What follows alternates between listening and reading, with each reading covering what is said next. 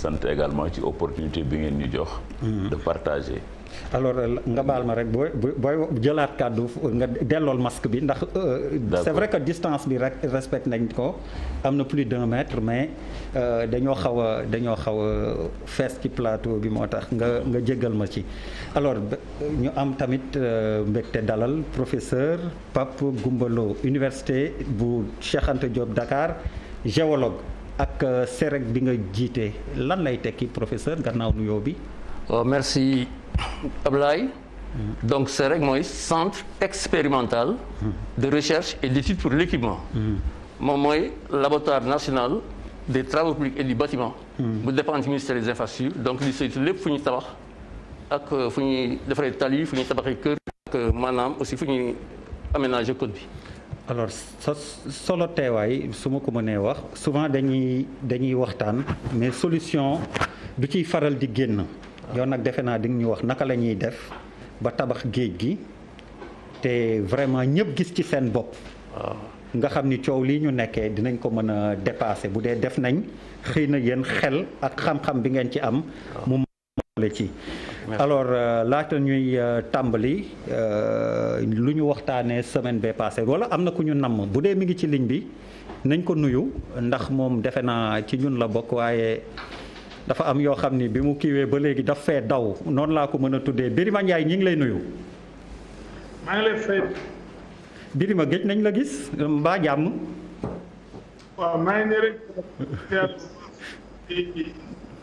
waa TFM yëpp. di nuyu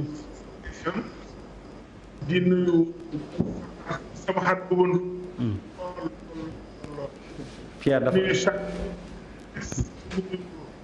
Pierre dafa mel ni dégg-dégg bi des na de décidément pourtant balaa ñuy commencer ba ñu essayer amul woon benn jafe-jafe. maa ngi nuyu ñëpp ñu ngi Pierre kon nga xoolaat kii bi comme ça déggante bi gën a neex bu ñu delloo ak mbir yaay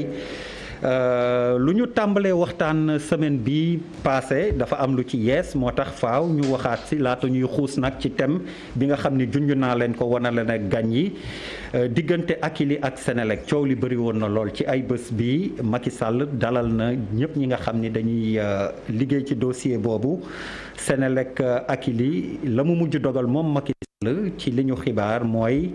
nee na nañu jëndaat part yi nga xam ni na Senelec jënd part yëpp ci Akilee moom ak Senelec kon foofu la ñu mujjee jamono ji en tout cas yi ñuy àddoo donc muy loo xam ni moom la ñuy njëkk def tour de table choc de la semaine Alaaji Buuba Senelec Akilee. waaw mooy li ñu fi waxtaanee. ndax li la dogal loolu nga doon xalaat wala moom nga doon xaar. Je pense que bon xaw ma lan la Macky Sall dogal exactement peut-être lu mu suggéré la dogalul ne affaire bi arrêté na tey dafa ne gars yi dem leen ngeen peut-être waxtaan ci dara. mais li am solo ba am solo je pense que coowu Senelec bi ak Akilee li mu ñu war a fi mu ñu war a renvoyer moom mooy je pense que société bu mel ni Senelec ak li muy représenté fii ci réew mi yu mel nii daf ci warul am au départ il faut que ñu. lii mu nekk prétexte boo tax boo xam ne day fay fekk day tax ñu ubbi lux mbóot Senelec nan lay fonctionner parce que Senelec aussi tey jii nii moo mën a taal dëkk bi ñoom honorable député bi xam na li may wax fan yii yëpp depuis des mois ñu ngi xeex di wax ñoo lànk courant bi dafa cher rek lu nañu dugg ci je pense que contrat wu Akilee bi dafa war a servir de prétexte pour ñu xool Senelec comment ça fonctionne parce que defe naa li ma jàngat ci mbir mi mooy j'ai comme l'impression que Senelec dafa am direction générale am travailleurs yi ak ñi ñuy liggéeyal mais ñi ma ci gisul dëggantaan ci coow li mooy les Sénégalais. Aujourd'hui pour man coowu Senelec bi ak Akilee warul egg rek yem ci ay syndicats yoo xam ne gisuñu seen bopp est-ce que Sénégal mi ngi ciy gis boppam et je pense que président de la République ne leen dem leen ngeen waxtaan ngeen racheter loolu rek doyul je pense que dafa war a vraiment profiter ci occasion bi pour que société yu mel ni Senelec képp kuñ ko jox nga yor ko nga mun ko yoree ci anam yoo xam ne da ngay njëkk a xool intérêt sénégalais yi nga xam ne du ay normalement du ay syndicalistes rek ñoom ñooy jóg ne lii du yoon je pense que war nañu mën a xoolaat vraiment gën a creuser mbirum Senelec pour que mu leer une fois pour toutes parce que impression bi ma ci am mooy quel que soit coow li lu mu bëri politique mi ngi si xeex entre ay nit mi ngi si bu ñu waxantee dëgg rek fii Sénégal la fii moom information yëpp day daw donc xeex bi ay diggante ay nit ñi ngi si ay bataille de positionnement mi ngi si te loolu intérêt Sénégal nekku si donc si débat bi li ko gën a polluer mooy que c'est ay tour lañ ciy tudd mais tudduñu ci intérêt te donc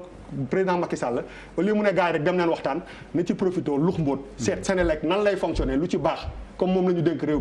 mi mu wax ceeg ministre am ak lu ci baaxul ñu jëm ko dindi mais warul yem rek ci waxtaan leen ba juboo après ñu avancer. Malal. waaw déjà dañuy kontaan trop ci xam nga récemment émission bi passé jàkkaarloo daf ci amal waxtaan bu yaatoo yaatu. te yaakaar naa ni waxtaan bi ci jàkkaarloo amal mu nekk waxtaan bu yaatu bokk na ci li inspiré président ba xëy na mu am yenn mesures yi mu jël ci mesures yi mu jël mu ne comme Bouba li mu wax nee na dafa suggéré bu ñu déggee li président wax dafa mel ni dafa wax ni na waa Senelec jënd ay paaru Akilee mooy donc Akilee baax na mooy effectivement parce que ba tey on ne reproche pas à Akilee bi mu fi nekkee ba tey reproché wuñ ko ni li muy liggéey wala service bi muy joxe baaxul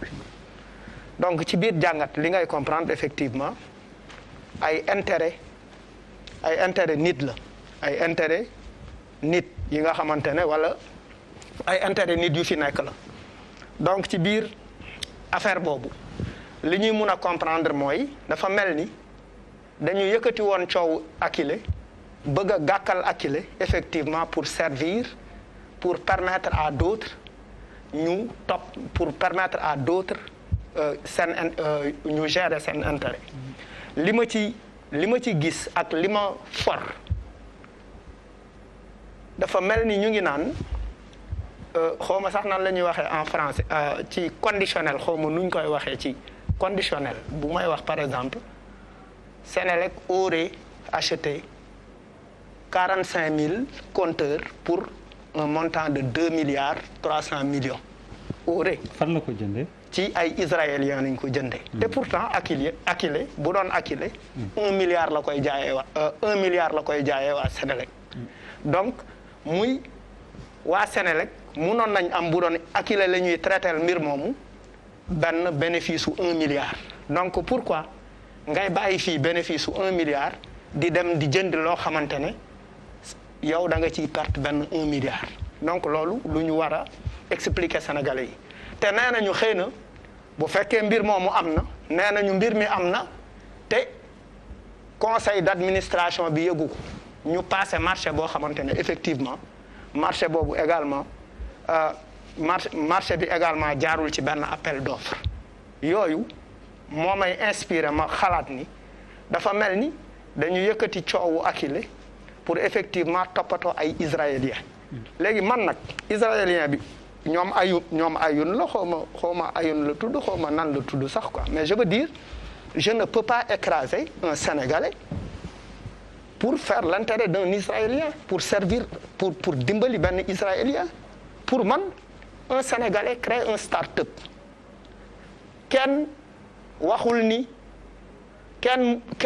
ni efficaceul on a dit qu'il est efficace et il permet à la Sénélec effectivement de rattraper ses pertes ñu yeewu rek ñu ne effectivement il faut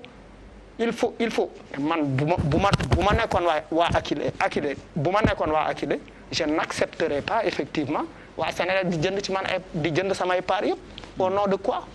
et puis bu ñu jëlee Akilee bu Senelec tey jëndee Akilee ni waa Akilee mën a yoree Akilee avec une gestion privée fonctionnaire yi mënuñu ko yoree noonu pour man expertise ak gestion rigoureuse bi Akilee mën a def ci histoire u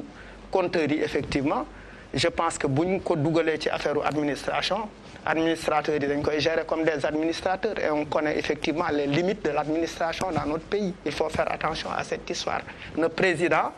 xoolaat bu baax li muy def parce que en fait sinon c'est les Sénégalais qui seront perdants. Pape Djibril nuyu naa la di la ziar. delloo ziar Abdoulaye gannaaw ba ñu dajee fi ñuy faral di daje ba pare. waaw c'est comme ñoo ngi fay daje boobu ba tey mu ñuy jig. mu ñuy jig alhamdulilah.